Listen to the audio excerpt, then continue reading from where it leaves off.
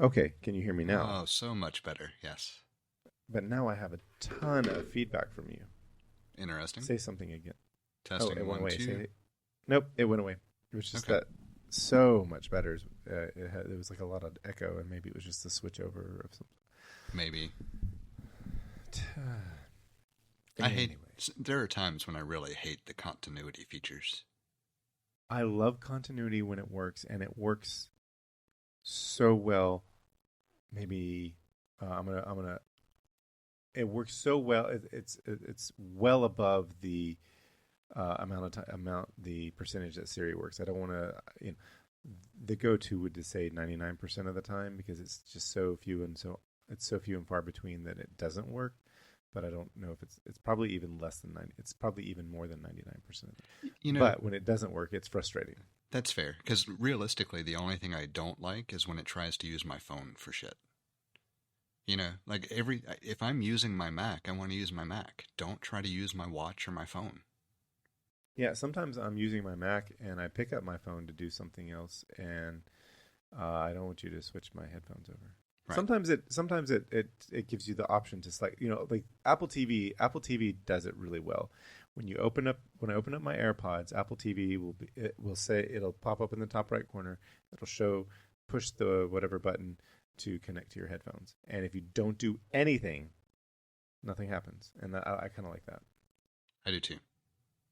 But on the phone or the Mac, sometimes it'll just say if you switch from between one, you've got audio playing from one of the versus the other. And like I said, it's most of the time, a lot more than most of the time, it gets it right. At least for me. And I've heard other people who have had different experiences where it doesn't get it right most of the time. But for me, it gets it right more than most of the time, and occasionally it gets it wrong. But there's either a way it's relatively easy to solve, but sometimes it'll just like switch to your Mac, and I was like, I didn't want you to switch to my Mac, or switch to your phone. I was like, I wanted to stay on my Mac. And the biggest headache I have with it, or when it frustrates me, is when I'm making a purchase and instead of using Touch ID on the Mac, it wants me to confirm with either the phone or the watch. And that's so stupid to me. Like if I'm on the Mac, confirm with the Mac. Have you encountered that at all? I think so. I think yeah. Like Yeah, that's the one that just annoys me. The rest of it so kind of it's makes like sense. you'll be doing something on your Mac. Let's just, for simplicity's sake, you'll have your AirPods connected to your Mac and you're using it and you want to stay there, and you pick up your phone and it automatically switches to the phone. It's like, See, well, why did you do that? I don't even mind that so much. I specifically mind it when it's using Apple Pay for something, and instead of using Touch ID on the Mac, it wants me to confirm by double clicking on the Oh, phone or the I don't watch. I have not experienced that. Yeah, that is the stupidest thing to me, and it Yeah, happens no, so that would often. annoy me. No, I don't think I've ever experienced that. Yeah, that Like if I'm doing something with like if I'm using Apple Pay on my Mac, it always shows up on my Mac. I have never had to confirm it on a different device. I might need to investigate those settings some more and see if I can figure out why, because that's the one thing that just irritates me. Like the audio First of stuff, all, I can deal with. That at least makes logical sense. It's sometimes. that one. Yeah. No, I was just gonna say I was gonna point out your fool's errand in that what settings. Yeah, I don't even know at this point. I would just do a search and see what happens to come up. Actually, honestly, I would probably search like Stack Overflow or something first and get a pointer on where to go. Yeah.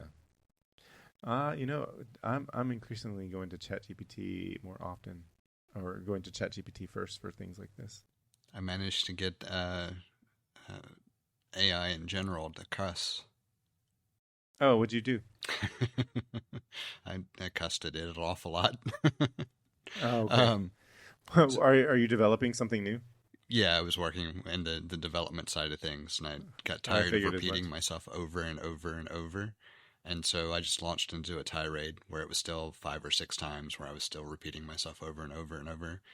And I finally got the AI response to say OMFG twice, and that it was such a stupid person and apologized for being so dense. And I think there was another one. I don't remember. But, like, yeah, it was... And it still didn't do the shit right. Like, it still pissed me off after that. What are you gonna... good help is hard to come by. Well, then I just shut it all down for the day and said, screw it. Obviously, something changed with the model that was being used on the back end, and I'm too frustrated to deal with it at the moment, and I will just pick it back up the next day. That's usually a good thing. Yeah. Give yourself that's kind of the equivalent of the human turn it off and turn it on again. You actually literally turn something off and are going to turn it on again, and you're going to do it in a sense for yourself because you're probably going to go to sleep and wake up, which is turn it off and turn it on again for humans. So I wanted to tell you, I haven't even looked at the notes yet, but I wanted to tell you, I watched the clip of Jason's, is it Salmon? Like the fish? I think so. Okay. I mean, so I've never heard it pronounced, so. Neither have I. But now we, but now we now have Sevierville settled. At least I feel like that we have it settled. Yeah, I mean, who am I to argue with Dolly Parton? Not the great Dolly Parton. Yes. Like I feel like that should be her title. Anyway, I digress. I listened to the I've seen bits. I've seen Jason Salmon on Instagram Reels. So whatever was trending 4 weeks ago on TikTok, I'm seeing today on Instagram, and I've seen bits here and there, and I saw a piece of what you'd sent to me. But oh my God, it is hilarious. As you said this. You sent this. All you sent was the YouTube link and that this was hilarious, and you are absolutely right. It was hilarious. There were so many things that I was amused by. But as I listened to him, I'm like, I don't feel as much like listening to him talk and describe things. I don't feel as much a millennial as I did before listening to just that. I don't know. It was like 10, 15 minutes of his stand-up. And then I watched the video. I obviously followed it up with the video you sent right after that, which was Generation X. What happened? And so then it got me thinking, I was like, what did happen? And like, where do I fit in? And so like I started talking to ChatGPT about it. And it's like, hey, this is, this is what I feel like. I was like, according to certain numbers, certain, at some point, certain demarcation, I'm considered an old millennial. And I took a quiz once on the New York Times website, and it said, you're an old millennial with great taste in music. And so I've been just kind of like rolling with that. And I was like, but after listening to Jason Salmon talk, I'm like, I feel less like I want to identify as a millennial. Boomers established civil rights, fair housing, but in order to get there were assassinations, race riots, KKK. Millennials elected the first black president in American history. And then they elected the next president who brought back race riots in the KKK. I mean, it's just full circle.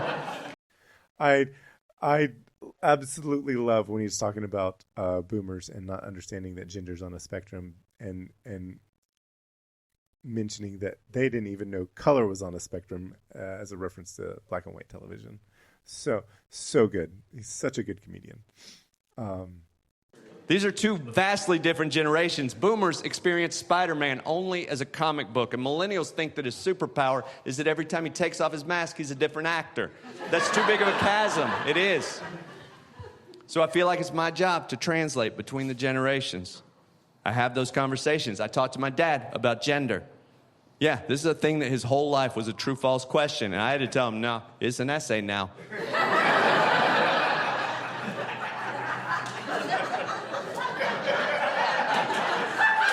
This is a man who gave up on technology when DVDs came out, okay? He is not ready for this conversation all by himself.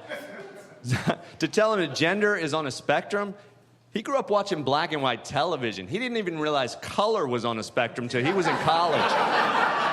Now I gotta tell him there's a lot of things on the spectrum. Gender, most of my friends in comedy, it's a wild world out there. It really is. His favorite athlete, Bruce Jenner. Yeah. I had to sit my father down and explain Bruce Jenner no longer exists.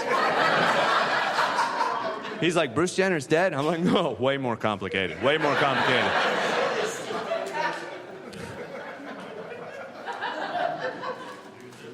But he asked questions. He asked questions, and I credit him for that. He did. Some of them were easy. It's like, how do you spell Caitlin? I'm like, don't worry about it. I don't think anybody knows how to spell Caitlin, to be honest. But he asked me about gender reassignment surgery, and that is a much harder question. It is. And I can't possibly understand fully the plight of a transgender person in America. But I did grow up Generation X with the gender fluid music of Boy George, David Bowie, Prince. So I might not understand what you're saying, but I'm still going to listen because I'm not missing the next Purple Rain. I swear, I'm not. So I tried to explain it in terms he would understand. He's like, what's gender reassignment surgery? I'm like, it's sort of like Uncle Andy. Uncle Andy had gastric bypass surgery. A transgender person looks in the mirror. They're like, I don't feel like the person I see in the mirror. And one day Uncle Andy looked in the mirror. He's like, I don't feel like a heavy person. I feel like a slender person. And then he went and had surgery, and he became a slender person. It's basically gender reassignment, Dad. It's basically...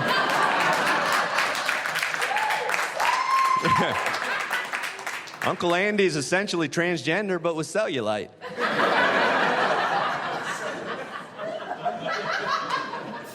Now, was that an oversimplification? Yes, of course it was. But it taught him what he needed to know about the subject. Because now when he hears the term transgender, he doesn't get angry about some random public restroom somewhere in America.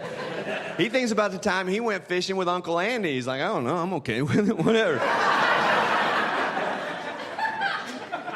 I mean, it did get weird the first time he saw Uncle Andy after that. Because I think he conflated both of those things into one thing. He just walks up, he hugs him, he's like, you can use whatever bathroom you want while you're here.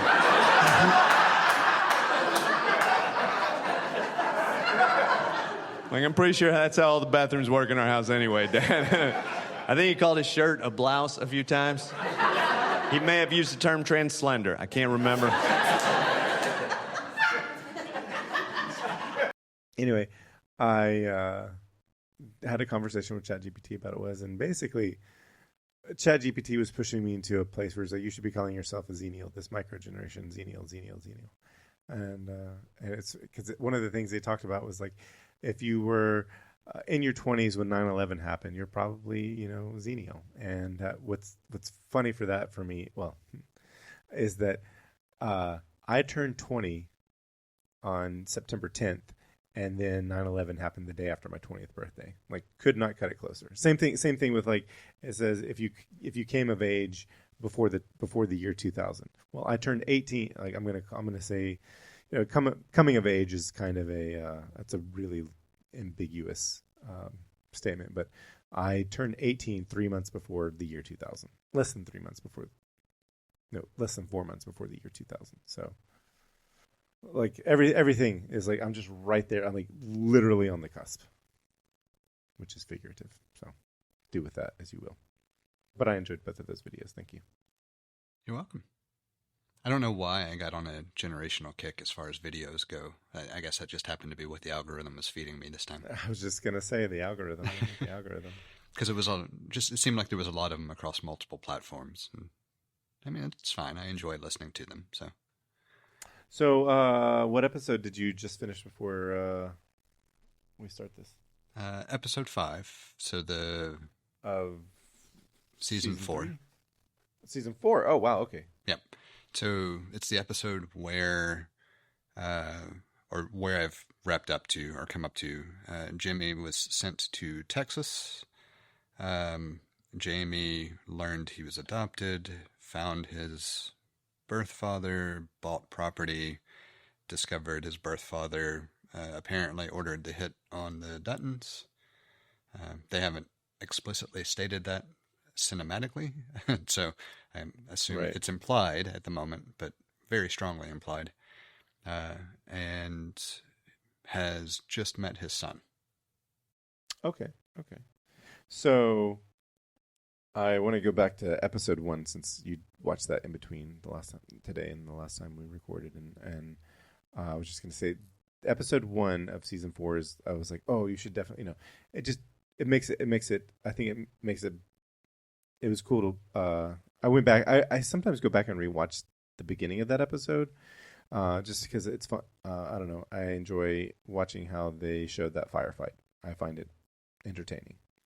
Um, but the last time I did it was the last time I went back and rewatched it. I had watched 1883, and that's why I was like, "Oh, you should definitely watch 1883 before season four, in between season 3 and 4, because you get to see, oh, hey, there's James Dutton, and you have the whole backstory to see his interaction with the indigenous people that he spoke to. Yeah, it certainly gave more context to that than it would Yes. have otherwise. I can see where you could still watch it and not necessarily lose anything out, but I did appreciate having the backstory. It makes it just a little bit. It makes it a little more. It doesn't make it any better. It just makes it a little more. It's just that context is Right. And man, talk about a scorched earth approach, or an attempted scorched earth approach. with Trying to the hit on the rest Yeah. of the Duttons. Yeah. Like it was, yeah. you know, ending of season 3, beginning of season 4. They did a good job of really making you question what was going to happen next. And of course, you know Yes. that not everybody is, well, now you know that not everybody is going to be killed off immediately, but I can see where in the moment that would have been very suspenseful. Yes. Yes. Any new thoughts about anything related to the show? Not, well, yes and no. So not really, not anything that much more in depth than where we were last week. I definitely have a little more interest in Jamie's character and trying to figure out really kind of what his character is. you know, I do appreciate him actually having some sort of backstory at this point, or at least the beginnings of one, to make his character more interesting. But I don't really have any strongly formed opinions about any of them yet. Any more so than I already did. I still don't like Jamie, even though I do like having more information. I still have very ambivalent feelings about Beth. Okay, I do think I like her character more now than I did. But I think part of it's just because it's the relationship between her character and Kevin Costner on screen. Like the acknowledgement that she can be and is evil in a way that isn't derogatory, if you know what I mean. I think so. Because it's not like either one of them looks down on her ability to be that. And so it's portrayed in a way that I think is interesting. And I don't really have a firm decision on which way I feel about it, but I do find that I like her character more than I did. Okay. I think that's about it. You know, as the season goes on, or as the story goes on, I do think I like Rip more than I did, but it's not a big difference from his backstory to now either. Yeah, I definitely like Rip more and more as with each episode, I think. And it's kind of like Casey. Like, you know, at first I kind of Same, thought Casey yeah. was very, almost like he was trying to shirk everything, and I don't get I that think same he impression. was. Well, I think it was more they were setting you up for really being able to see the reluctance to do, but the willingness to do what has to be done at the same time. Like the reluctance from the standpoint of he is concerned it makes him evil, but the resolve to do it because it's what's best for those involved. Yeah. So, yeah, I was gonna say I think shirk maybe is the wrong word, but there was, because I'm remembering, like there was some, let's see, there's probably some trepidation on becoming close with his family, with his father, because of the his position on him marrying a woman that is Native American. Like there was tension and strife there, and rightfully so. So I think when that was resolved, you see him accept certain responsibilities associated with being a rancher, and potentially inheriting that ranch. Yeah, that's probably a good way to put it. Because at this point, it doesn't feel as much like there's a reluctance either, as much as it is an embracing of protecting what's his. Yeah. But even he has been. I think even he's influenced, like in like it really, like I think I said this last week or last recording. It made a lot more sense to look at good guys as protectors of the land, people who do not want to exploit the land, and bad guys as those that want to exploit the land. And because you could say, one might argue that, well, having cattle on the land is exploiting it. It's like not the way that they were not the way that they were running their ranch. They were minding. They were making sure that they rotated their livestock across the ranch so that they wouldn't destroy it, and it would always be able to replenish itself, and relatively self-sustaining. And so I think in that regard, they're not exploiting the land. Whereas we want to develop a ski lodge, out here. That's exploiting the land because it will never be the same. So I think you see where I was going with that was you see Casey becoming a person who wanted to enrich the land and have an exchange with the land. I take from the land and I give to the land. And I think in the Yellowstone world, the good guys, the antagonists are those who exchange with the land. There's a symbiosis there, and the bad guys are those who want to exploit it. You even have some of that conversation outright stated. So in the most recent episode, Yes. Piper Perabo makes her debut on the show as the leader of that protest group, and there's a conversation between her character and Kevin Costner's character about the land in general, and it kind of goes hand in hand with that same viewpoint. It does, and I don't want to ruin anything, but how much conversation have they to the point where you've gotten? So while she was handcuffed, he came over and asked about like quinoa and how it destroys the land and everything else, and et cetera, et cetera. And then he bailed her out, and they were driving to the ranch and having some conversation there. So not a whole lot. Okay. I ask because they will have further conversation, so I don't want to. I mean, it's not really a spoiler, but I'll let it happen organically, and we can probably revisit. There won't not be a reason to revisit this. I was curious when she was going to show up, because at some point I had seen that she was listed in the cast, and I was thinking, wait, did I miss her somehow? Right. And then when I saw her on this episode, it's like, oh, nope, there we go. That's where it is. If I'm not mistaken, her character is written in because the actor that portrays her, I think, is married to an executive producer, and she does hold a lot of these views that her character holds. I mean, doesn't surprise me for sure. I can look it up, but I appreciate that they included this sort of perspective in the show, because I think it's a valid perspective. But and it fits the time period quite it well. It does. So. Yeah. Well, and I think it's like I know some folks that are vegan because of the way animals are treated, and I don't think it's wrong, and I don't think consuming animals is wrong either. I think that if you do enjoy eating a steak, I think that the structure that has been put into place primarily by corporate America has made it a worse thing for the environment than it was. And I would put in that the farmers are also on the bad end of this deal as well.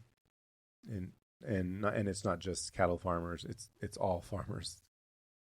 Poultry farmers, farmers of plants, farmers of animals. We're all on. It's basically regular folks and the corporate overlords I mean, that are at odds. It's economies of scale that drives it in a way that unfortunately makes it negative. And I'm sure there are ways to engage in sustainable practices even at large scale. The problem is that costs money. Yeah, there's no incentive to do it. And I'm sure eventually there will be more of an equilibrium there than there is currently. And I'm sure more has shifted that direction with the reporting that was done over the past, 15 to 20 years about those practices. But I'm sure there's still a decent shift to occur to really be more at an. The question is, are we going to get there before or after? I don't, I wanted to say a breaking point, but I don't think there's just one breaking point. I think we certainly have been shifting over the last 50, 60 years let's say the last 100, post-industrial, industrial revolutions where the shift began. And it's unknown what's going to happen.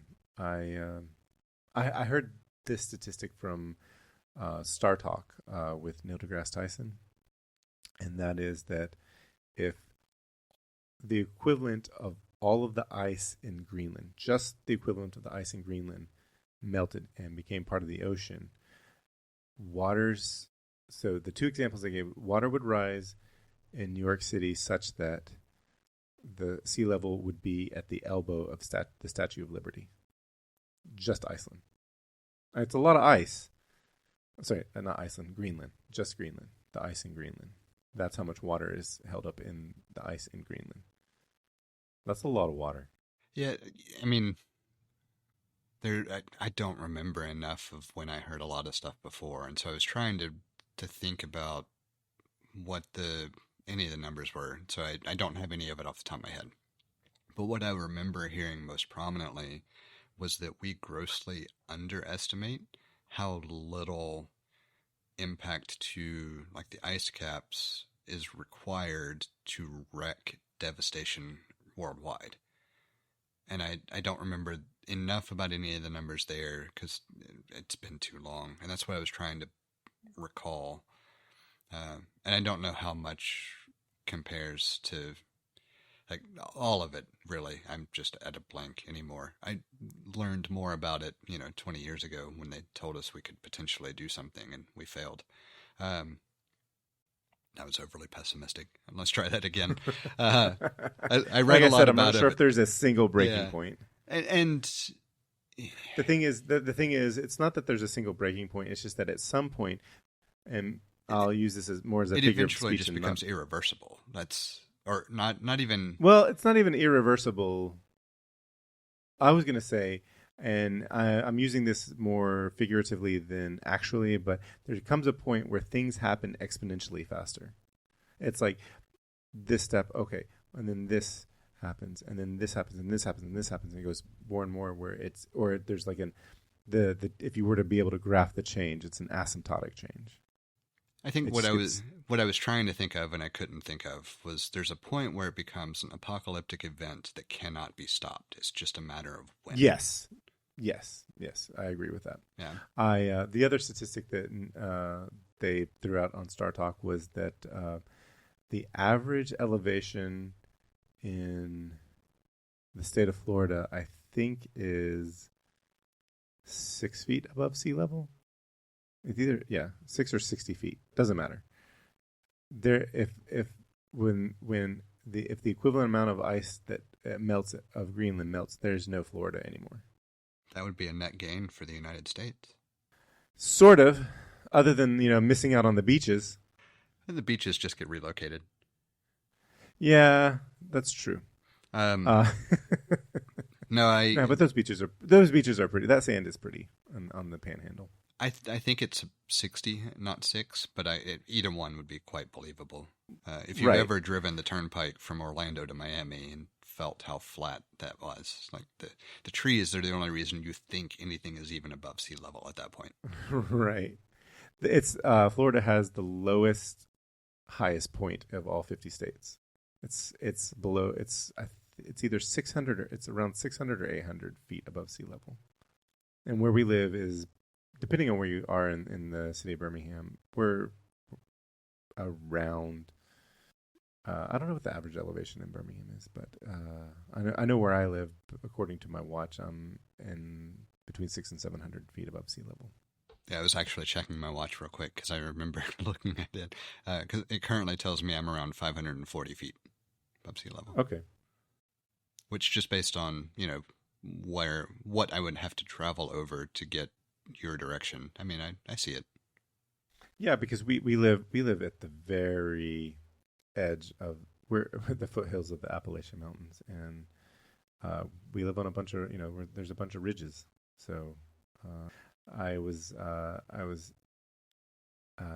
we were driving on Red Mountain Expressway, and I was like, "Have you noticed that this part of the road is different?" I was like, "We're not going up anymore, because like when you drive on 65, you go up and down, up and down. You drive, basically anywhere north and south in Birmingham, you're going up and down because you were going up and over ridges." But I was pointing out to my kids last week that they cut through this part of the mountain. I was like, "This is not a canyon. This is not natural. They blasted their way through. They cut the road through here." They're like, "Why did they do that?" I was like, "I assume it was just this one was just too steep for the interstate to go up and down." I always wonder a lot about why you blast as opposed to not blasting for different roadways, and I don't find any rhyme or reason around here. I mean, maybe my best guess is Alabama. For a long time was a lowest bid contract. So whoever put in the lowest bid, that's who got the contract. Yeah, I mean, it wouldn't surprise me. There's certainly I know been you enough understand what that means, corruption-related but issues. Yeah. I was saying I know you know what that means, but I didn't know if I said it clearly. Yeah. Okay. Because I don't know if you've been if you've traveled north on I-59 anytime recently, but there's a lot of road work going on. I'm sure you've been up to Chattanooga, you've gone into Tennessee, you've gone up to northern Georgia into Tennessee. That in Alabama, 59 is terrible. And when we went to Lookout Mountain, they were doing a lot of road work, and like I've never seen them do road work on the interstate like this before. I've seen them resurface. I've seen them scrape and resurface. They are digging. They have dug up the base of the road. Like there are, like they removed the concrete that made the base of the road and took it out and piled it up in the median, and they're laying a new base for I-59. That's how bad it was. I mean, it's about time. I know. But it is They impressive should that they're actually doing that. Well, there's it's one of those things where it's like, I'm sure they've spent more money fixing it than they did than they saved, with the lowest bid contract. They've spent more money maintaining it, and if you do it right, then it's in the long, you pay a lot up front, but in the long run, it pays for itself. And roads are kind of a thing that are meant to last for decades. Yeah, you would hope. Yeah. It's not necessarily the case in the Southeast. Well, you see, here's the thing. State lines. Georgia is different than Alabama, and Mississippi is different from Alabama. I remember one time driving, I was a teenager, I was riding with my parents. I knew exactly when we entered Mississippi because the fucking road changed. I didn't mean for that to be the reason we got the you had to put the E badge on this episode. I put it on every episode. It's a lot easier just to warn people, even if it doesn't happen, than to worry about whether I actually caught it. That's fair. A real-time follow-up. The highest elevation in Florida is 345 feet. I was mistaken, according to Wikipedia. I'm curious. I don't know why you have 20, 24, 25 champions as a topic. We can mention it, but it doesn't need to be a topic. Well, I don't know. I just figured it should be sitting there for anybody I was to watching. possibly mention Well, in passing. well, I was watching last weekend, and I was like, well, uh, you know, uh, we mathematically can no longer win the league, and that made you champions. And I was talking to my cousin today, and I said something about last week Liverpool got the championship, and they won the league, and he was like, they won the league a long time ago. I was like, um, hypothetically, not hypothetically, he Theoretically? said they won the league. Theoretically. He said they won the league. I was like, theoretically, but I was like, mathematically, they had not won the league yet. I was like, they didn't win the league until last weekend. And he says, there's no way that he goes, there's no way that they were going to be able to make it. I was like, I understand that Liverpool is not the New York Mets, but if they did have a Mets like fall, it could have happened. That they lose 5 games, Arsenal wins 5 games, and the goal differentials are right. Then we win the league. But it wasn't going to happen. But they couldn't say they were champions until the math was in. Congratulations to you. It was well earned, well deserved. It's definitely one of those things that I don't think any Liverpool fan took it for granted either. There was plenty of, and even I mentioned it last week. Like, do I even talk about it yet? It's not there, but I don't.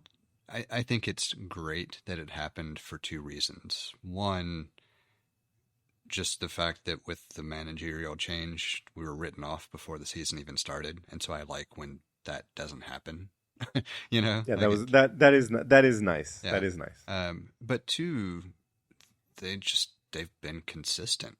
It's a different level all the way around than what we had with Klopp, where sure, we had some really phenomenal runs, but they always felt less consistent than this season has felt. And it's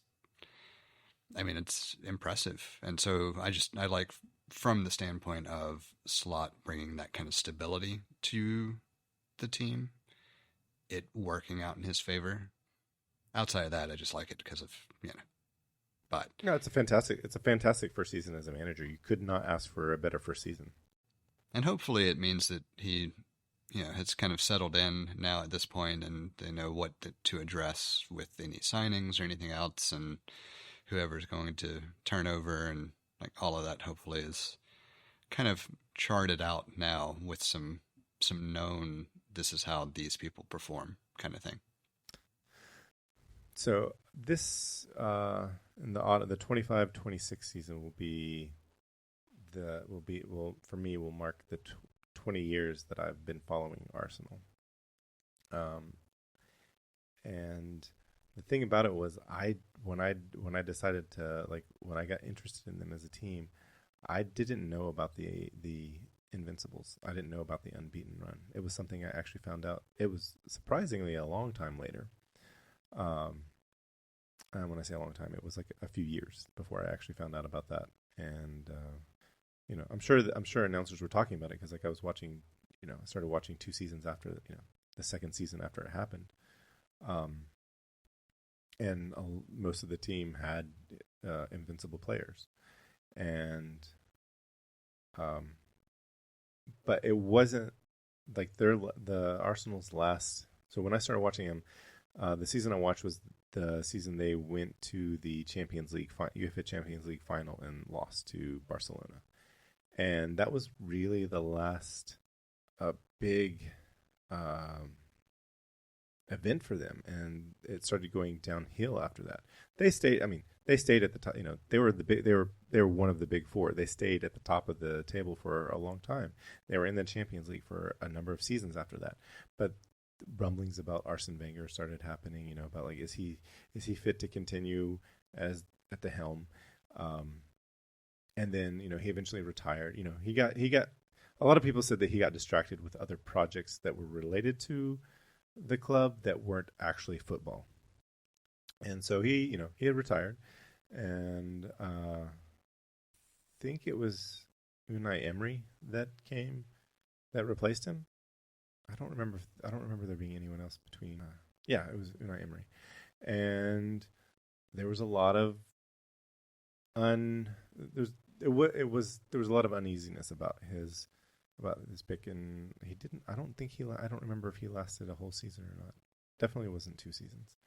And then they replaced him with Arteta, and when Arteta came in, it was like, oh, even though he's been there for this was his 5th season, I think. He's been there for a while, but and he's really picked up, where Emery was just sort of flat. Arteta really picked up and changed the game. He got rid of players that were under Emery. He got rid of Emery's best players and made the whole team better. And he signed great players, and he put great players. He put players where they needed to be. And it was actually really refreshing to have Arteta, because Wenger did not buy stars. He wanted to build them up, and which is not a bad thing. It's just that you also want to win, and that sort of building takes time, especially after that 2005-06 season. A lot players were starting to leave. The players that he turned into stars started leaving, and so for various reasons. And anyway, it's I would say it was nice to see what Arteta did and what he's been doing. He's the last 2 seasons so close to getting that getting to the number 1 spot, but just missing.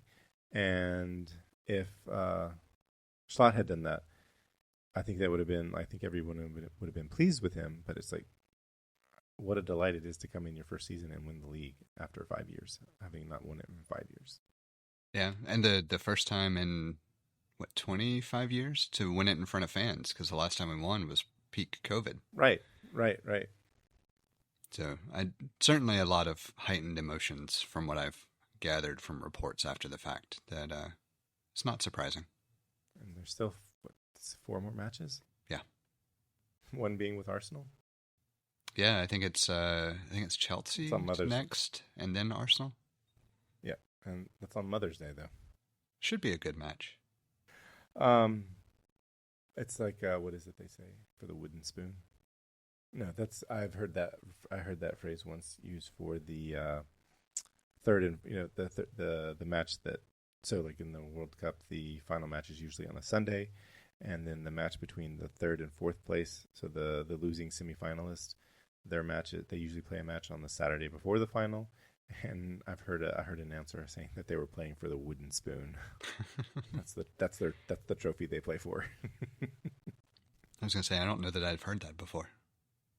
I've heard it one time, and it's lived in my head rent free. Anything else worth saying? No, I mean, I don't know that I had much of anything to say anyway. I just had to put it in there. I get that. It's some good healthy ribbing. I was interested in your other potential topic about the potential. There is a positive. Well, I don't know if there is or isn't. So, well, there's a question. There's a question mark there. Over the past couple of days, I've decided to let the optimist that I normally keep chained in a dungeon out to think a little bit. And it occurred to me that for all of the horribleness of this administration in many different ways, and most of it not debatable, in the least, that I haven't taken the time to consider whether there is actually a positive out of all of this mess. And I say that because there are 2 things that came to mind. One, for the administration at large, is just that all of the destructive tendencies kind of means that at some point the pieces have to be picked back up and hopefully put together better, which is a very optimistic way of looking at something that it doesn't even feel right to consider. It's too optimistic for me. But Wait, can you say that again? uh, What's too optimistic for you? considering that when all of the destruction of this administration is kind of righted and things are put back together, that they'll be put back together better. See, my best guess is that, like I-59, you have to completely destroy something to rebuild it correctly. Well, and that's the only solace I have at the moment. yeah. It's same sentiment. And so at a high level, Okay. it's like I see that, I kind of hope for it, but that's way too optimistic for me. So, Well, the difference is that with I-59, they plan to do this. It's like, oh, we need to take it down. We need to start over completely. We have to destroy it completely and take it over completely. And they had a specific plan to do that correctly.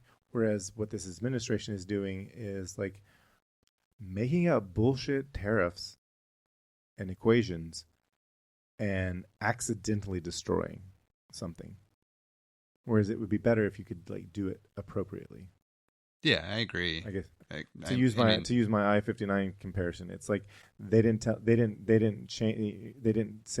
divert traffic over to as they were working on northbound traffic. They didn't or the northbound lanes. They didn't divert the northbound traffic to the south, to one southbound lane and split it up. They just started working on it with traffic coming through. That's my comparison there. Yeah, that's the difference. That's a fair enough comparison.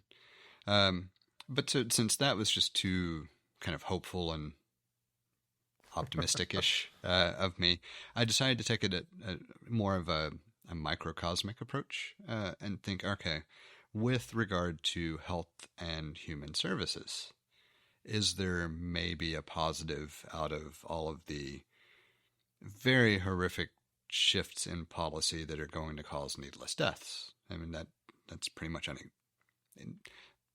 you can watch John Oliver's piece if you want to go into details on that one. I'll leave it to him. He does it better. But where the thought came from was, for years and years and years, studies have been pushed and talked about with regard to artificial food dyes and their negative effects. And there is progress being made on that front. That it's not. It certainly doesn't cancel out all of the damage around it, but it's one of those things where it's like, but here's an example of a positive potential action out of all of this, which led me to kind of the question, which is, are there other things that could be positives that I just haven't paid attention to because of all of the negatives? And if so, what are they? Or is it just the whole grasping at trying to find something positive out of a sea of negativity that is now just becoming a default survival state? And I didn't have a good answer for which of the two it was. I think it's the latter. I don't think there is a good answer. I mean, you can recognize good things for good things, and those are good, which is why we call them good things. But at the same time, it's like, if you have a glass of water and it's the best water you've ever tasted from the cleanest, springs around, and there's no such thing as pollution. Somebody pisses in the water, you still have piss in the water. There's no amount of goodness of the water is going to make it not have piss in it. So there's that way of looking at it and the other way of looking at it. And you kind of have to have simultaneous views. You have to have, consider both of those things simultaneously. So as I was considering the question, it made me think about the other comparison as well, or the other talking point as well that you often hear in certain crowds, where the statement will be, but Hitler did good things too. Right. And I mean, I get it. There were some positives out of... See, the thing is, we can do good things without doing the bad things. Right. We don't have to do the only way to do good things is not through bad things. We can choose to do good things and choose to not do any of the bad things. Like, that is an option. The problem is that that option isn't ever taken. And where, like, for the purposes of this discussion, the bad things are actively chosen and the good things seem to be a byproduct of happenstance. With potentially the exception of the food dye thing. Like, that is actually a targeted, needs to go away, and it's one of the, probably the only point I can think of that I agree with him on. But, I mean, maybe there's another one somewhere buried in there, like the worm. Sorry, was that too obscure a reference to his brainworm? Yeah. Oh. I wasn't tracking, but yeah, that's excellent. I wish I was. Oh boy, I forgot about the brainworm. Yeah. So I did have a leg up because I watched John Oliver's piece about him yesterday. Oh, yesterday I watched the Daily Show intro and the is it the Tonight Show with Colbert? No, that's Fallon. The Late Show with Colbert. Yeah. So I watched his opening monologue because they both were talking about yesterday. So yesterday they were talking about how today was going to be 100 days of this administration. Both were good. If you haven't seen them, I recommend them. And I will be watching Last Week Tonight. I usually watch it on Mondays. I do love the fact in the first 100 days, the only person who has a lower approval rating than Trump is Trump. Wait, what? In the modern era. I don't think I heard this. Yeah. So yes. Yeah, in the modern era, the previous worst approval rating for 100 days was Trump's first term, and he's finally succeeded in beating one of his records. It's like that meme of Moyes. I will make Everton better than Manchester United. Yeah.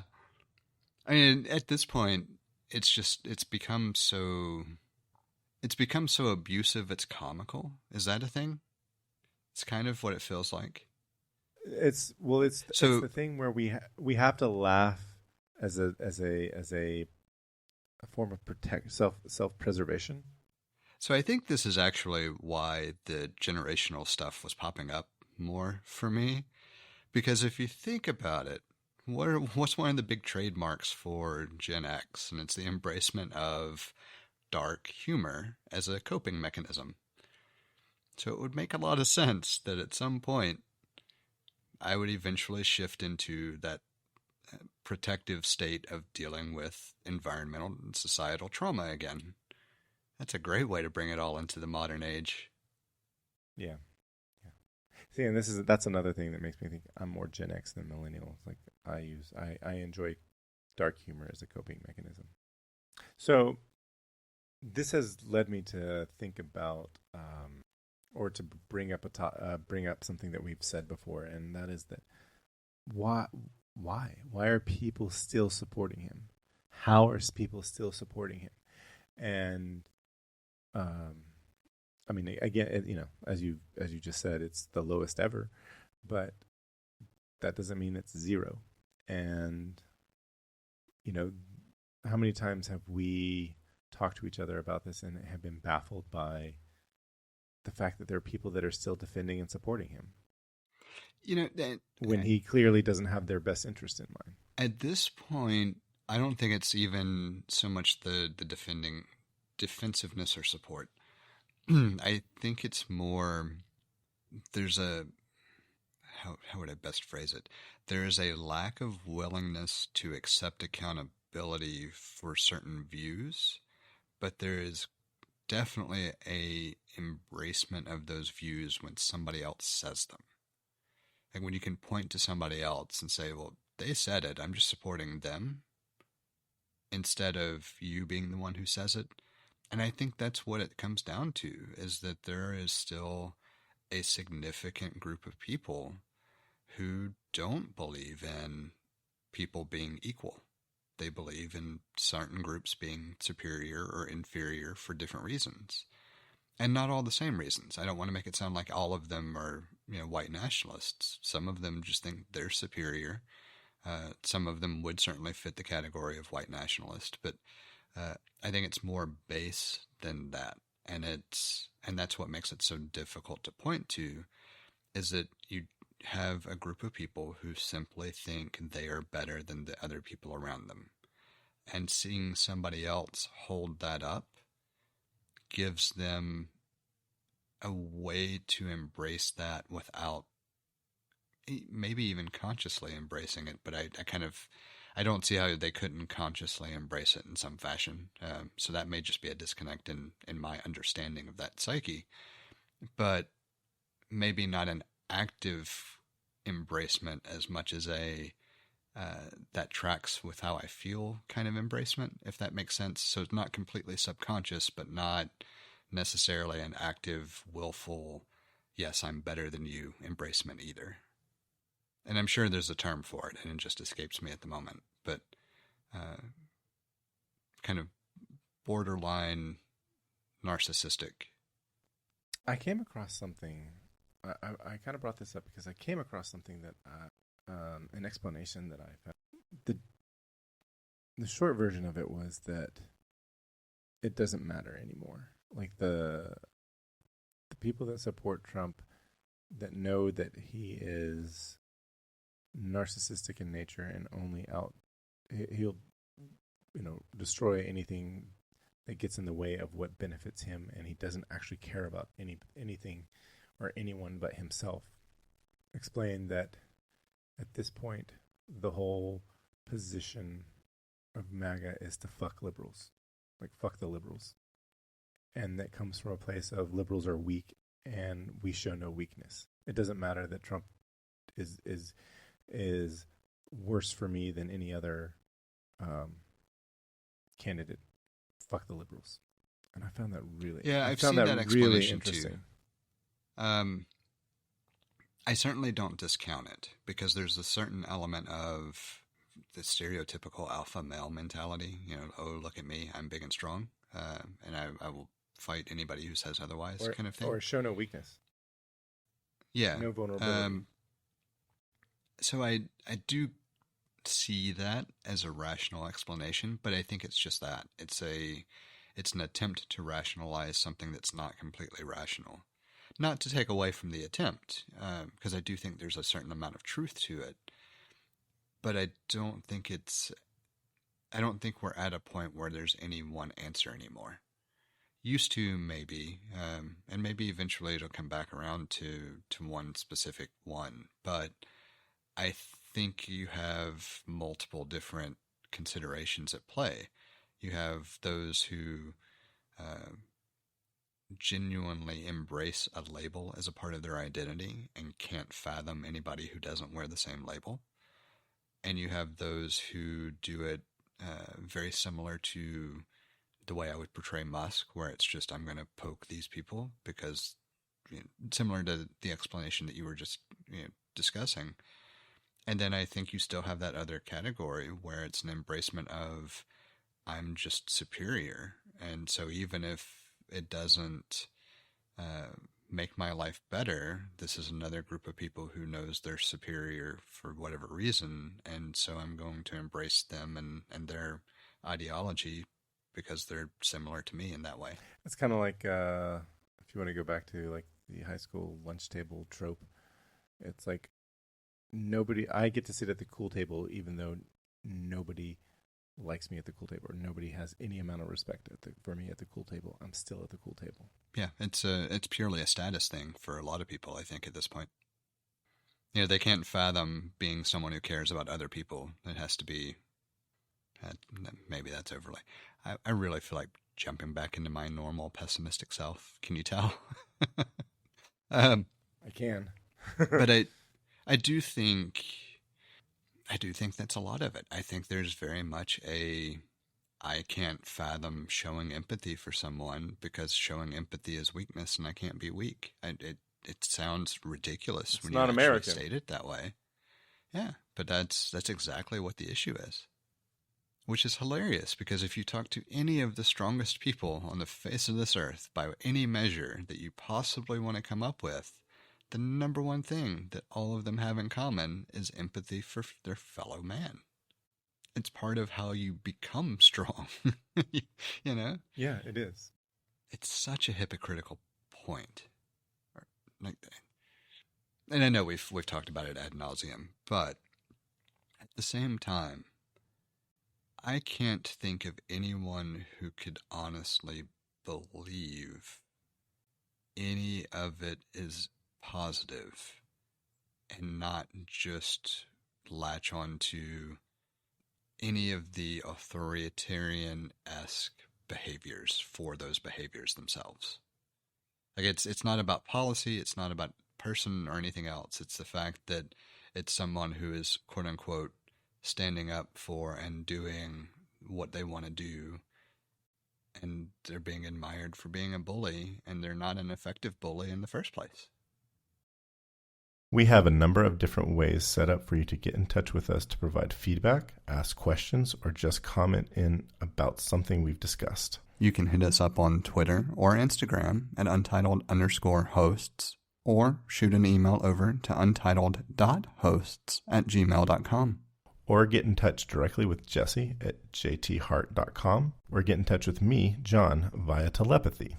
If you would like to support our work or are interested in listening to our new after show feed, head over to patreon.com/theUntitledPodcast and take a look at the options we have set up. Thank you for listening.